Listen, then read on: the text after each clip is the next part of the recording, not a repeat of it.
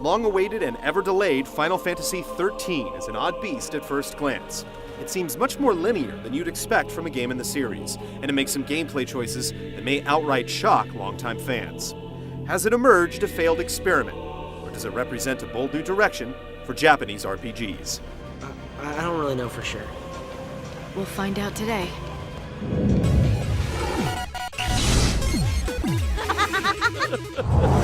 Here we go again.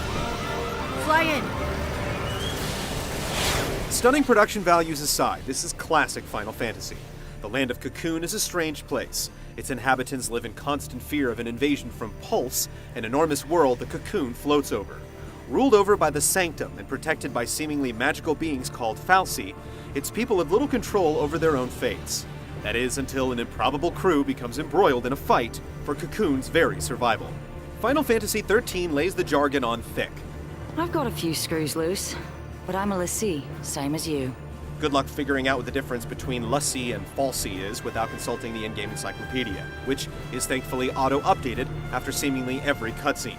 This won't interfere with the sense of wonder you'll feel as you play through the story. The world feels every bit as bizarre and magical as the game assures you it is. So, is this place special? What'll probably cause you to take pause is the dialogue. Convincing as they may look, it's hard to take the characters seriously as people after hearing what they have to say. Not surprising. Cute girl like me. It's hard to close your eyes, huh? It's basically Japanese RPG melodrama that some may find endearing, though, for us, it's most frequently at odds with the heavy story the game is trying to tell. Don't worry. I'll handle the bad guys. Come on.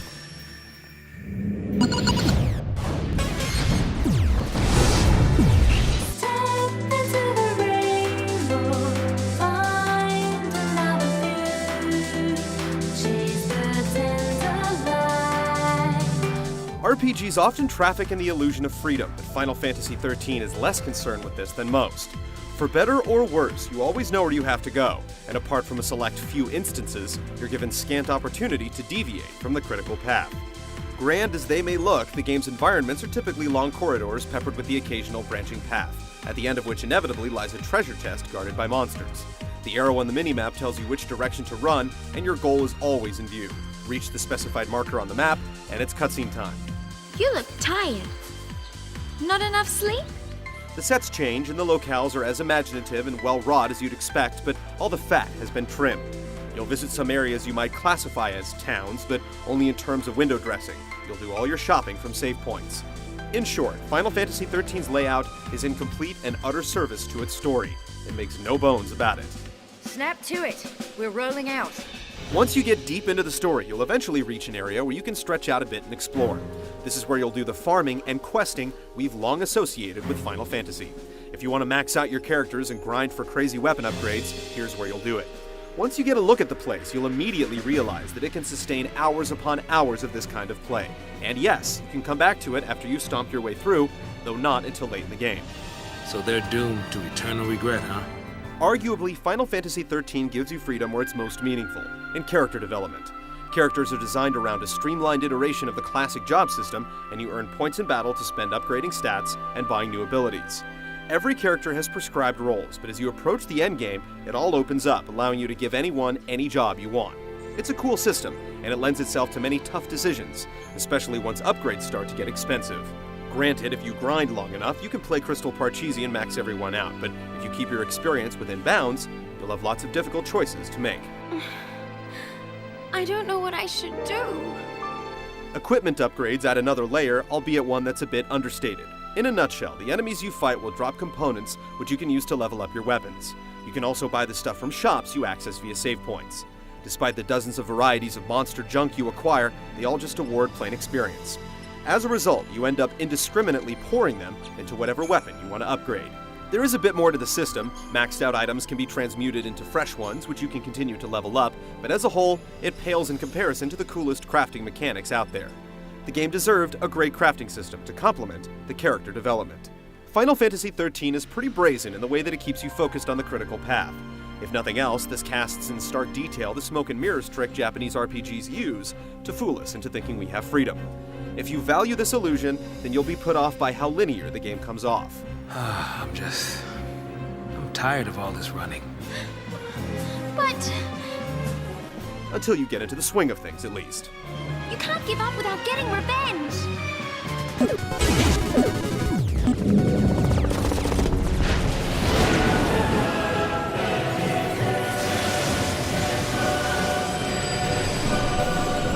Final Fantasy XIII's combat starts off slow and doesn't pick up in earnest until you're well into the story. It introduces each element bit by bit until you're finally given access to all its tricks around a dozen or so hours in. In defense of this approach, the system is pretty complex and quick to punish hubris or inattentiveness. The most striking thing about it is that the default command is auto battle, which essentially picks a string of actions for you.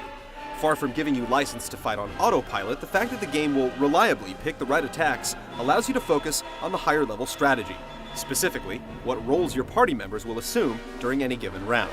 You can swap your party members' jobs at any time to accommodate the demands of battle. If a fight is even the least bit demanding, and the best ones are very much so, an all-offensive strategy will only get you so far. If you're magic using Ravagers or taking a beating, you can swap to a Paradigm, as the loadouts are called, which includes a Sentinel to take the damage and a Medic to send the cures flying. Fights that seem impossible after your first failed attempt become manageable when you approach them more thoughtfully. Is the boss monster truly impenetrable, or are you hitting him with enough saboteur debuffs? The system rewards experimentation, and tough fights are often amenable to varying approaches.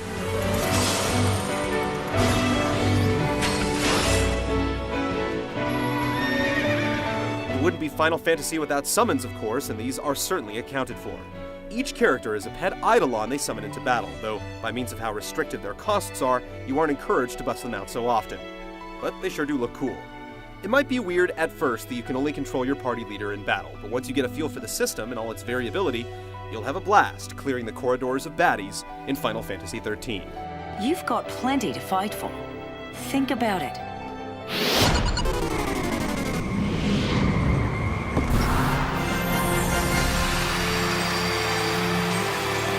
If there's one certainty in the games industry, it's that Square Enix will never skimp on a Final Fantasy game's production values. Nitpickers will find faults, sure. The dithering effect on the hair looks a bit cheap, and if you're looking for them, you'll spot plenty of flat textures, but for the most part, the game leaves a strong impression. The way the characters' faces move sells you wholly on their humanity, and the effect is almost good enough to help drown out the cheesy dialogue. Glad that's over. The environments are imaginative and full of detail, and their variety is such that you'll seldom feel location fatigue throughout the 40-plus hour experience. Monster designs are also accomplished, apart from a few notable weak spots. Expect to see clever riffs on some Final Fantasy archetypes. The soundtrack is a combination of orchestral and electronic tracks, with haunting vocals in places you might not expect. The oddly festive battle theme, though, will simply refuse to lose its grasp on your brain hours after you've stopped playing.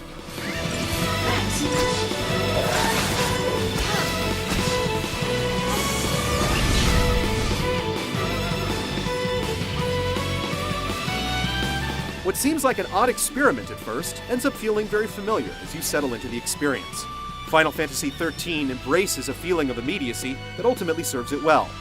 Yeah, there aren't any towns, at least not in the classic sense, but once you've fully invested in the deep, demanding combat, you probably won't miss them. If you've been waiting years for Final Fantasy XIII, don't let its streamlined approach scare you away. So now, your hero is back.